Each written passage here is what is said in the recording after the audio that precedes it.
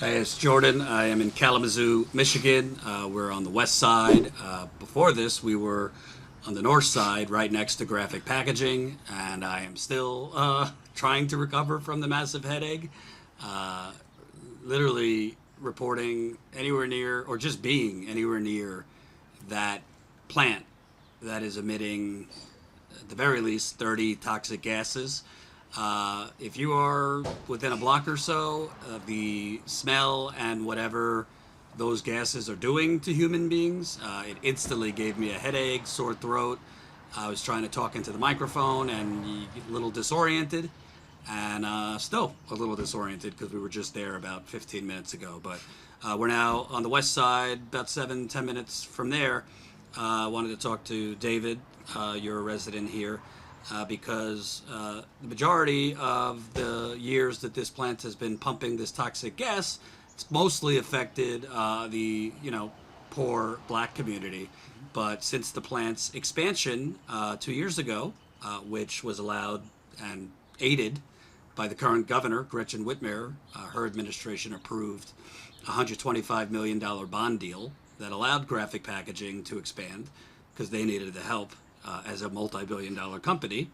The smoke and the smell and the effects have been traveling towards your neighborhood. To be clear, not as bad as in the black neighborhood, but tell us about when it is you first started noticing smell or health effects, and what happened next. Yeah, so I want to reiterate, you're right, Jordan. This is not anywhere near as much of an issue on this side of town because prevailing winds push it away from here. But yeah, after the expansion, it's become a lot more noticeable. I would say that it was probably only about in the last year. So it took a little while after they got up and running with the full expansion before we started to notice it pretty regularly. And really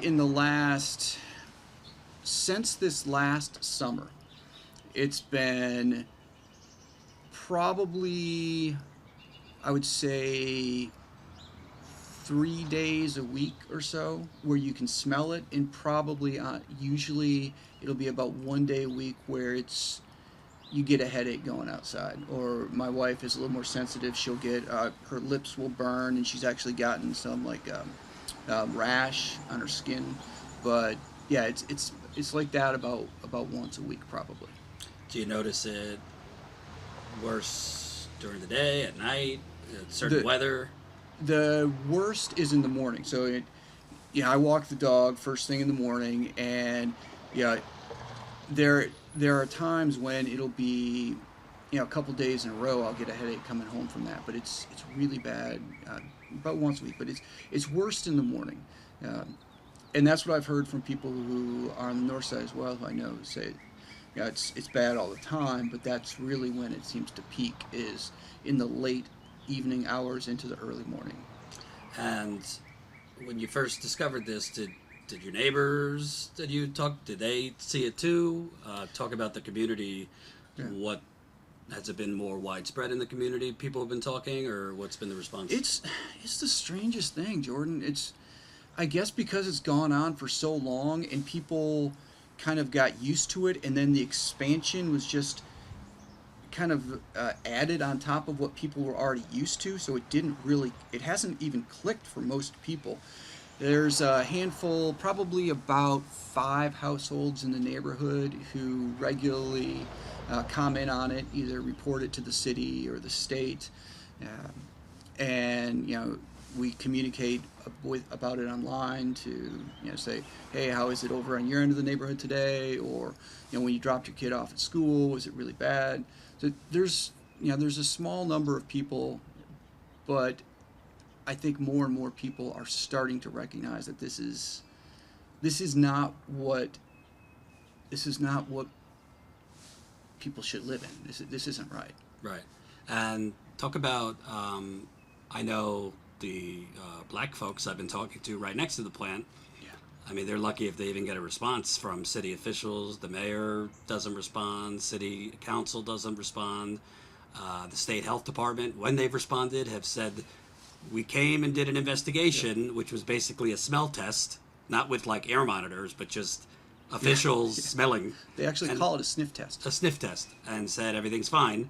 But I mean, the numbers are the numbers. Since 2015, almost 2,000 black babies under the age of 1.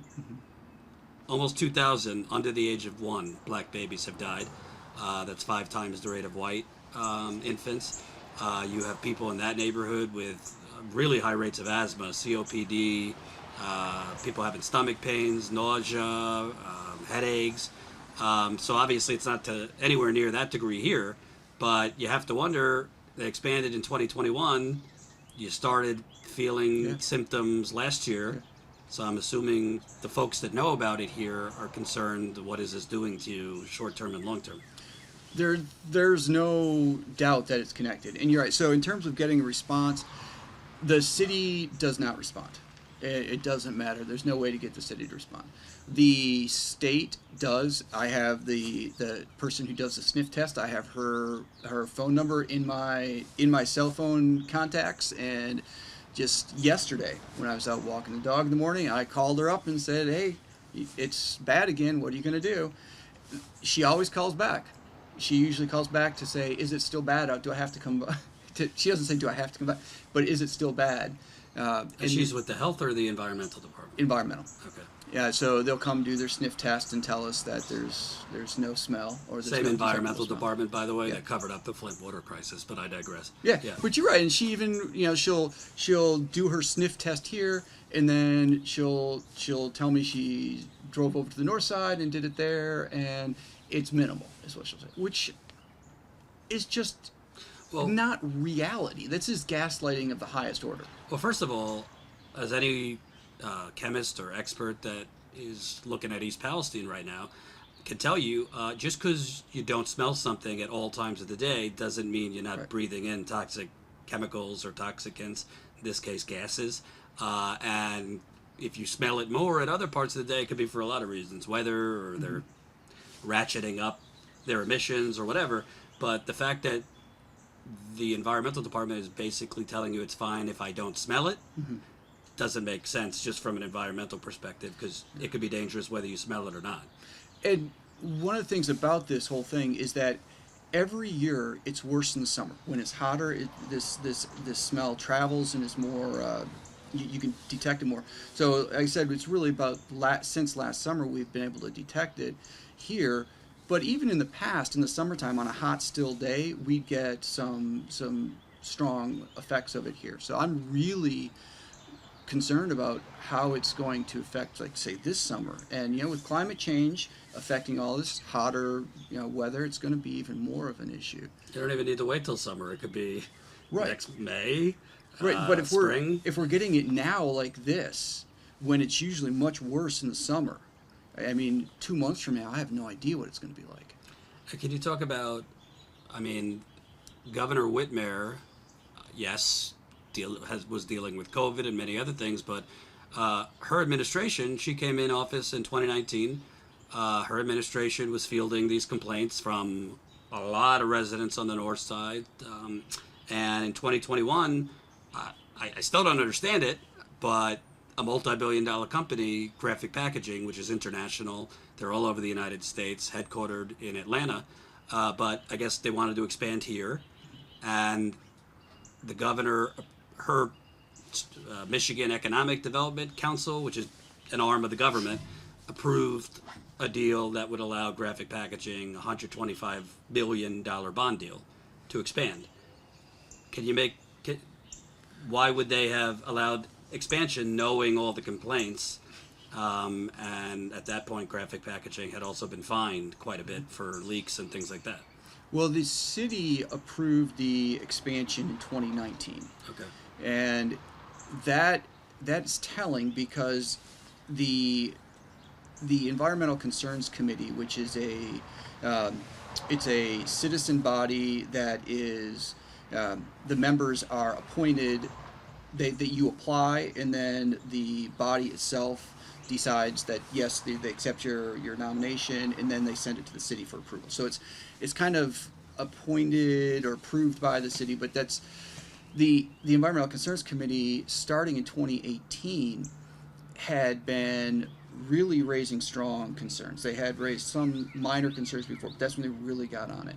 And in April, the city created the Odor Task Force, and the Environmental Concerns Committee by December of that year was getting ready to issue a formal recommendation to the city saying that this is a major health hazard and needs to be addressed. And then shortly before, just a few months before the city voted in favor of approving that expansion, the city came before the Environmental Concerns Committee and asked for some more time to work on the problems. So this was presented to the city as a major health hazard. It was discussed. It was discussed within the bodies that advised the city commission. Yet the city decided to go forward with the with voting for the expansion. So that's a problem. Then the other thing you mentioned with the the Economic Development Corporation, one of the through lines. Just so you know, the Michigan Economic Development Corporation, it's basically just a board with donors who give money to the Republican governors or the Democratic governors. So you got real estate developers on there, lawyers, nonprofit executives. It's just like a slush fund board. Yep. There are other states with similar things, but the Economic Council Board is just high rollers and donors on a board making decisions for the state, but it is an entity of the state government. Yes, and so the through line is the former mayor. The former mayor, Bobby Hopewell, was kind of oversaw graphic packaging, like taking ownership of that facility and facilitated their expansion. Then when he was no longer mayor, the governor appointed him to the Economic Development Corporation, at which point that body facilitated the state supporting graphic packaging's expansion. And was the state not aware of all the complaints? We're not just talking like, oh, it smells bad, but it's not a safety problem. It's the smell is overwhelming, and you have kids dying of severe asthma attacks. Kids can't even play outside. The school near the plant, they don't even take them outside for recess. So, not that you have the governor on speed dial, but I have to assume she was aware, her administration was aware of this problem and approved it anyway. There's no rational explanation for the state not being aware. Yeah, because by that point, graphic packaging had been fined several times. There had been a number of complaints filed. So yes, they were aware. One of the issues here, though, is you're talking about EGLE, the Environmental Great Lakes and Energy agency for the state. And just for you non-Michiganders, essentially, the environmental department was the Michigan Department of Environmental Quality. It was very, very, very, very, very, very active in covering up the Flint water crisis. And I think Whitmer came in and just to kind of put that to rest, changed the name to Great Lakes something. Yeah, they call it EGLE. They don't like when you call it DEGLE, but it is the Department of Energy, Great Lakes, and Environment. But it's the same department that knew there was a massive Legionnaires outbreak in Flint, which killed a lot of people, and stopped residents from being notified. Pushed the the health department not to notify the public. They were caught in Detroit, in Flint, manipulating water lead testing. So, you know, it's not just a few rotten apples. The department has been caught time and time again doing the wrong thing. And on that line, so tying it with the administration and issues of good governance, one of the kind of the consistent critiques of Whitmer during the early days of her administration was that she changed the name of the DEQ to DEGLE, but didn't change the staff. Yeah, so she kept Snyder's people in charge of that agency, running the agency. And, you know, when it comes down to it, you know, oftentimes it's really the bureaucrats in the agency more than it is the politicians at the top who are the people who make the decisions. And so she kept all the people in there who were connected with the problems that Snyder had left us with. Not only in that department, by the way. She kept a lot of Snyder's people in the health department and elsewhere. So, move forward, let's get into the nitty-gritty of Kalamazoo, because obviously the governor and the health and environmental department know about this, but the city knows about it. I had residents saying they can't get a response from the mayor, city council. What is the city getting from graphic packaging that they're just looking the other way as this plant? I don't think it's dramatic to say poisons the north side, and now is Yeah, it's the whole city. yeah. I wish I could give you an answer to that because the city's getting something. There has to be a reason. Uh, all along, the narrative has been that graphic packaging blames the sewer treatment plant. So you were over there. I don't know if anybody pointed out the sewer treatment plant is right next door to graphic packaging. Right. And so that's always been graphic packaging's excuse. Oh, it's not us, it's them. The city has, in the last 5 years or so, had several multi-million-dollar projects to make sure that it's not the wastewater treatment facility. And one of the city boards that I sit on I sit on the Environmental Concerns Committee, and our committee has a representative to the city's tree committee. And so I fill in I'm the alternate there. So I sit in on that tree committee meeting sometimes. And they actually meet at the wastewater treatment facility. So we use the offices there. I've been there, I don't know how many times, not a bunch, but a half dozen times. There's a little bit of an odor, but it's not a strong odor at the waste treatment facility. So that's not what it is. So the city is investing millions upon millions of dollars to make sure it's not coming from the city property. I could tell you yesterday when my cameraman and I drove into the parking lot there, I had never smelled anything like that. It was overwhelming. It goes right up your nostrils, into your throat. I did a live stream about half a block away from the plant. I was wearing a mask, but I had a headache my cameraman had a headache basically till we went to bed, so we're talking hours later after exposure. And interestingly enough, when we left the plant, a gentleman in a car asked us what we were doing, and I told him we were covering this and told him a little bit about the story, and I found out he works in the plant. And he doesn't even know. He has severe asthma, and he's an employee there and didn't know all the stuff they were releasing and wasn't really connecting the dots until I explained to him. So, and Brandy, who is an activist who's been fighting the good fight here, she told me that a lot of the workers go on to have cancer that work at graphic packaging. So it's the community and the employees.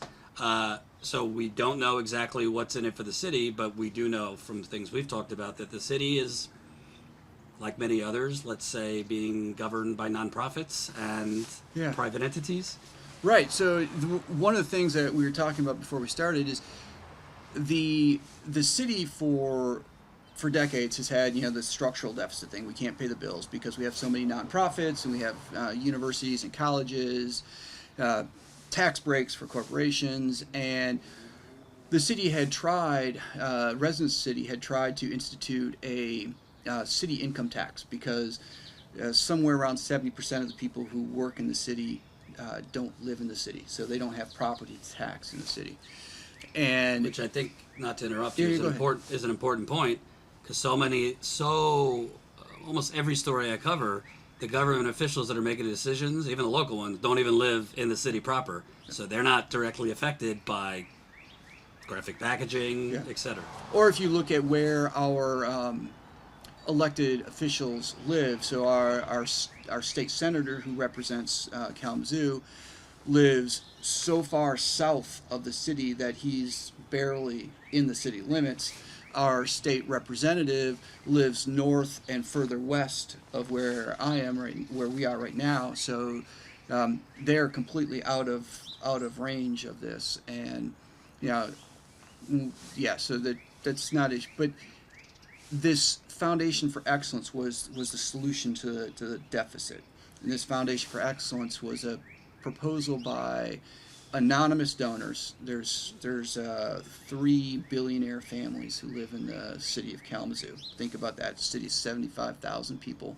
We've got 3 billionaires. That's not normal, and it's not healthy for our local economy. And one of the ways it's not healthy is that they proposed to give the city $500 million, and that would be no strings attached. So the city jumped on it, dropped the proposal for an income tax. Did you say billionaires offered half $1 billion, no strings attached? That's what they said. I have a six-pack. Yeah. So, the city, the people say, and I will admit, when I saw that first come out, I'm like, oh, heck, look at this. We've got billionaires who are going to do something good with their money. Maybe they can be assets to society. But it didn't take too long before that no strings attached became a FFE committee, so Foundation for Excellence, the FFE, that the former mayor has a lifetime position on, and that FFE is not governed by Open Meetings Act, and they have now gotten to a position where they fund a good chunk of the city's budget. So this is a private, unelected entity behind closed doors deciding what money goes for roads, what money goes for police, what money goes for sewer, what money goes towards planting trees or whatever it might be. So this is one of the big problems, is we now have a city that has literally been purchased by the oligarchs. And it does not surprise me that they would poison a predominantly black community, but what I find surprising, and now obviously it's moving towards the whiter part of town, what I find surprising is a lot of the community doesn't, like, people know that it smells, but it doesn't seem like everybody really knows what it's coming from. Isn't there certain regulations where the plant has to inform the community, we're releasing X, Y, and Z, but we're meeting the safe levels? It seems like most people don't know unless they've met Brandy, or, there seems to be a lack of awareness of where this smell is coming from. It's because the city doesn't have, I won't say doesn't want to, because I can't say that, but I can say that the mayor, the city commission, the city manager are not willing to admit publicly that it's coming from graphic packaging. Even the person from the state, from the environmental department of the state, she no longer even talks about the air pollution or the smell. She actually says the graphic packaging pollution when I call her and report it. So even she is acknowledging it, but the city just won't do that. There's a difference between pollution and poisoning, to be clear. Yeah. Pollution, not good, mostly affects environment, animals. Literally, you have people with I just interviewed Deanne. Her 17-year-old daughter died of a severe asthma attack. Her 32-year-old son is on life support. Connect the dots. It's as they moved to that neighborhood. Other people I'm talking to are hacking their lungs out. People on the block, we were just a block or two away. It's like the Lion King when Scar took over the kingdom. Nobody comes out. Kids don't play in the playground. And if she wants to do her smell test, then she should drive into the graphic packaging parking lot, because you cannot miss it. You'd have to have lungs of steel if it didn't affect you. You'd have to have bad COVID. Yeah, exactly. So it's just mind-blowing, and I can't explain it to you unless you go and smell it, but it overtakes your sinuses, your throat, everything.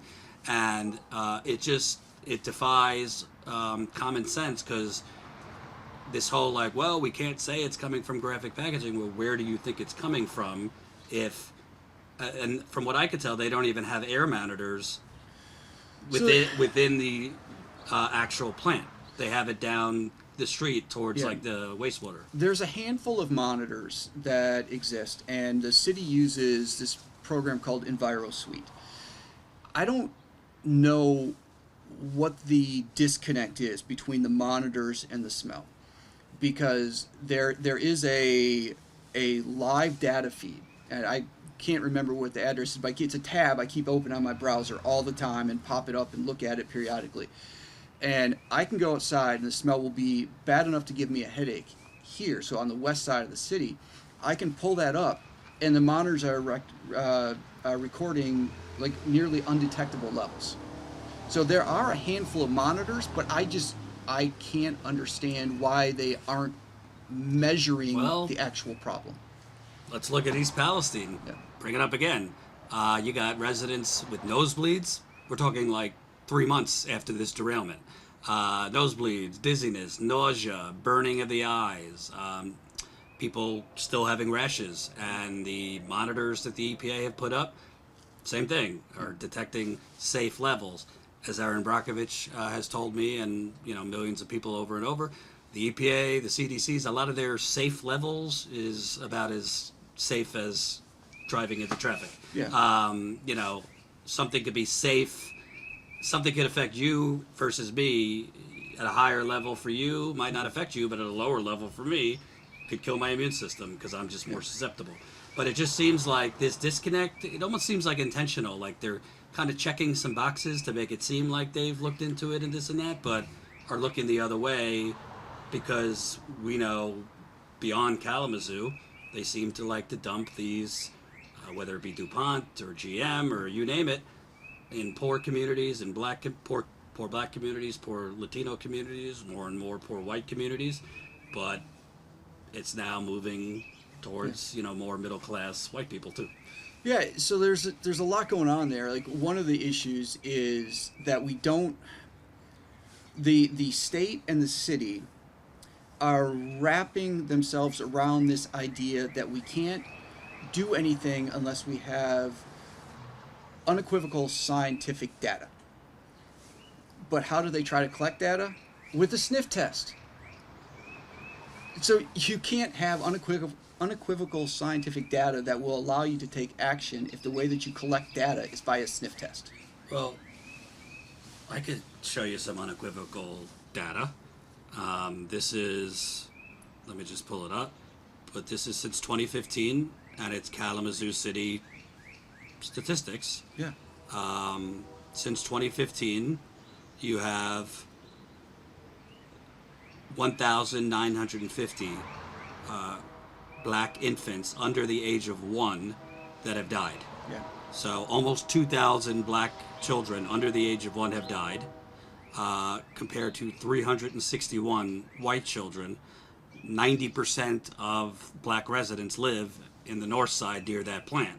Mm-hmm. So they're not dying of the weather, Right. And the asthma rates are through the chart. Yeah, black infant mortality has long been a problem in the city. There's even been a couple of reports that were produced by the city where they recognize that. They don't identify what the problems are or any real solutions to it, but that's been an open problem. And like on the issue of failing to recognize the problem. I've been trying to work with people. Well, I've been working with people like Brandy and others to try to do something about this. And environmental health is one of the things that I am most that is most important to me. And so that's why I got a seat on the Environmental Concerns Committee. This is a way to potentially get the city to listen and get the city to answer. So a couple of months ago, one of the things I started pushing was for the Environmental Concerns Committee to make an official recommendation to the city to hire a public health officer. Our city so each of these boards has a city commissioner who's a liaison who sits in on the meetings. The bureaucracy is just making me dizzy. Yeah. So our city liaison, the commissioner, when I was talking about this and making the case for it a couple months ago, the exact words she said was, the city doesn't do health. Clearly.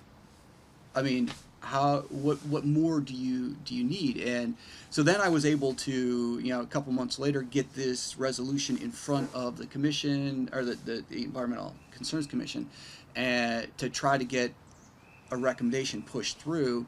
It didn't go through because too many people on the Environmental Concerns Committee didn't see this as an environmental issue because they were too concerned, and I am absolutely concerned about biodiversity and tree cover and all of those important issues, but how can you not see toxic fumes spewing across the city as not environmental issue? It's just so.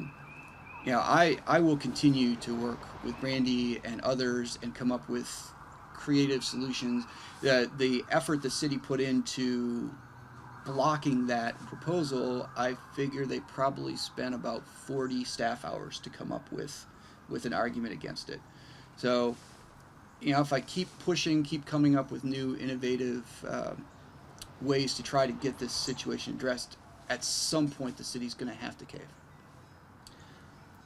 Honestly, if we're just keeping it real, it seems to me the only likelihood that either the governor and her team would do anything or city officials will do anything is as the weather gets hotter and hotter, earlier and earlier because of climate change, and those fumes affect more and more white people in this neighborhood, you're going to have a lot more people than 5 or 6 complaining. City council, when white people start complaining about something, the media will cover it a lot more likely than poor black people. And maybe it gets some media attention when the white part of town starts complaining and protesting or what have you. And then the governor's team, acts like, oh, they didn't know about this. Not that it's bad to be white, but that's just the story of America. Black people shouldn't live like this, but do you think that maybe if it affects the west side more and more residents here that are more predominantly white, more pressure from the white part of town, it sucks that it comes to that, might get a response? You're 100% right. Yeah, the good example, the city, in 2019, there was a person who bought a chunk of land right next to Asylum Lake Preserve. So Asylum Lake Preserve is a nature preserve in the city. It's a really nice, big, wild area that's been protected. And he bought this chunk of land, like 3 lots, and wanted to build one of these mega car washes, like right on the shore of this lake. And that preserve is surrounded on 2, maybe you could say 3 sides by some of the wealthier white neighborhoods in the city.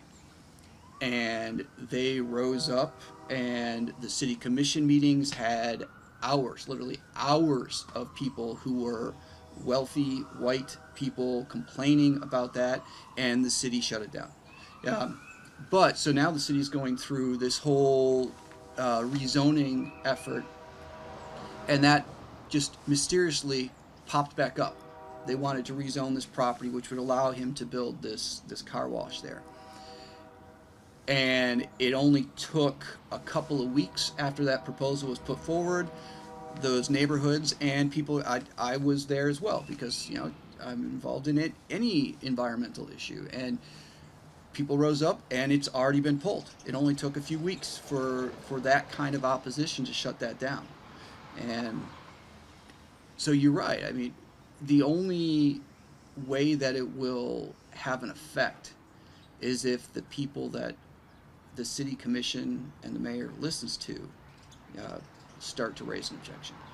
Is this affecting your wife, your kids at all? I know when you're walking the dog, you experience it. You mentioned your wife was getting rashes, but yeah, it's so we don't have kids, so I don't have.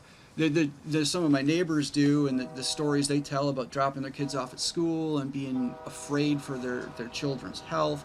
I don't have those poignant stories, but yeah, for me it gives me a headache when it's stronger, but it does affect my wife worse. There's a lot of times we'll go out to walk the dog together, and we'll get to the end of the block, and she'll turn around and come home because it's too strong, and she just can't handle it. And that's part of the thing with the sniff test. What if the difference between how it affects me versus how it affects my wife? What if this person's doing the sniff test is further along the spectrum in terms of being less affected? It is so subjective. It just also is absurd. right now I don't smell it. So if she comes to smell it now, okay, it's fine. Well, you can feel. We have a pretty good, strong breeze from the west, so we're not gonna, we're not gonna have that smell. And then the other thing is it's been raining today. Yeah. And there was one day when it was really bad, and I called up, reported it to the state, and by the time I reported it before she showed up to do her sniff test, it started raining really hard. That rain pulls all of that particulate matter and all those, not all of it, but it pulls so much of it out of the air that once it starts raining and immediately afterwards, you just don't smell it. Right. So today I don't know if it's bad or not, but you're not going to smell it very much because of the wind and the rain. Last question. I mean, I've driven to Michigan a few times, and the first thing you see with the welcome sign is Pure Michigan. I feel like they're almost trolling their citizens at this point, Yeah. whether it be Flint, Detroit, Benton Harbor, Kalamazoo. I'm sure there's other problems in a lot of other places, but how does a state that's right around the Great Lakes, I mean, have so many environmental problems that the common thread is either reckless, incompetent, or corrupt government? Well, there's the whole thing. You shouldn't imply corruption when ineptitude is just as likely. Yeah, I don't. I'm going to imply corruption. I'll let you do it. But yeah, it depends on how you look at it, whether you call it inept or corrupt. But the reality is that this state, and I teach history in my areas, environmental history. So I've had students before say, "How are you not just pissed off all the time?"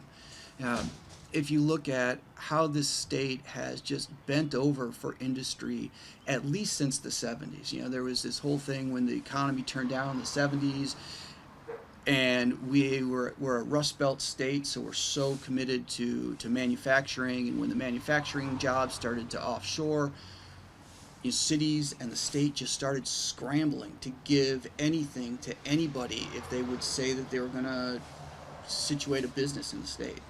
And I think that we haven't gotten out of that. It's still that we're building this stupid arena downtown, which is going to cost millions of dollars and screw parking and traffic and create more pollution and crime and not help any businesses. Transparency is an issue. Like with the car wash, one of the zoning changes, you used to need a special use permit for a car wash, and that would go to the planning board. Planning board is a public meeting, Open Meetings Act regulated.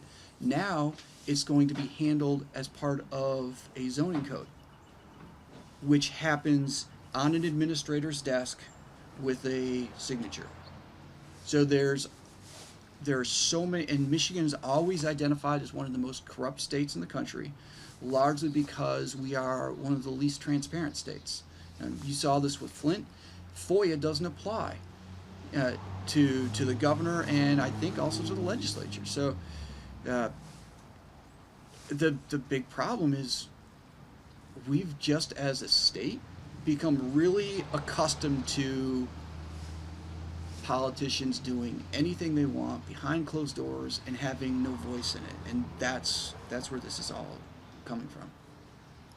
Thanks for taking the time, David, and we'll stay on this. A big portion of Kalamazoo is being poisoned, and now that poison is spreading further to affect everybody. So, big problem, really a crime against humanity. People are dying. Severe asthma, cancers that are connected. I'm pretty sure graphic packaging is not the most transparent as far as every toxicant and gas that they are releasing from that plant. So we'll stay on it.